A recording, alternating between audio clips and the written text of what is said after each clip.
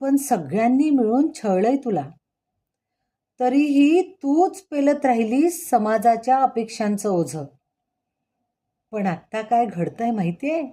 अगं, आत्ताशा तू बघायला लागलीस स्वतःकडे.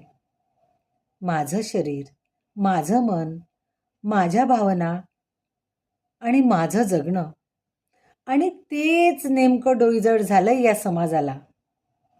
पण त्यांनी जेव्हा माझं म्हटलं ना, तेव्हा कुणीच नाही थांबवलं त्यांना. माझी बायको, माझी आई, माझी सून, माझी मुलगी, काही कर मग तिच्यासोबत. होय, तिच्यासोबत काही केलं तरी चालते. माझी मुलगी.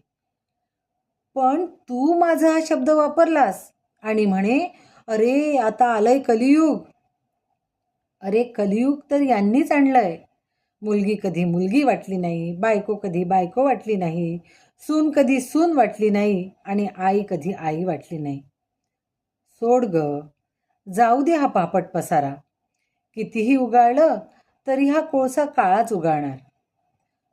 तूच बघ आता तुझा मार्ग. होय, तूच बघ आता तुझा मार्ग.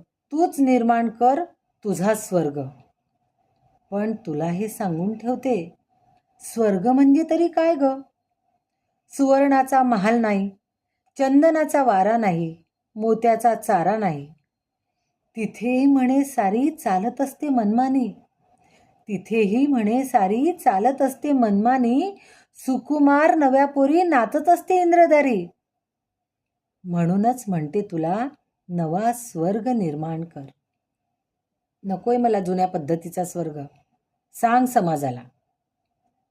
म्हणून म्हणते तुला, नवा स्वर्ग निर्माण कर. शरीर हीच दौलत तुझी, आरोग्याचा मान कर. चालणं, फिरणं, योगा किंवा प्राणायामाचा ध्यास धर. निसर्गताच तू कमजोर आहेस, त्यावर तू वार कर. नाहीतर तुझे तुकडे करून तुला फ्रीजमध्ये ठेवत जातात. लॅबही त्यांना कमी पडते, तिथे तुझे चावे घेतात. रस्त्याने तर धिंड तुझी कितीचदा काढत जातात. आता हे थांबलं पाहिजे. ठोशास ठोसा द्यायचा कसा, हे तुला जमलं पाहिजे. ऐकतेस ना तू? हो, कान देऊन ऐक जरा. सांग या समाजाला, घडवू द्या इतिहास मला.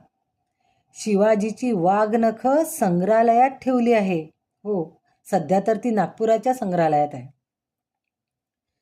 शिवाजीची वाघनख संग्रहालयात ठेवली आहे. ते बघून जो तो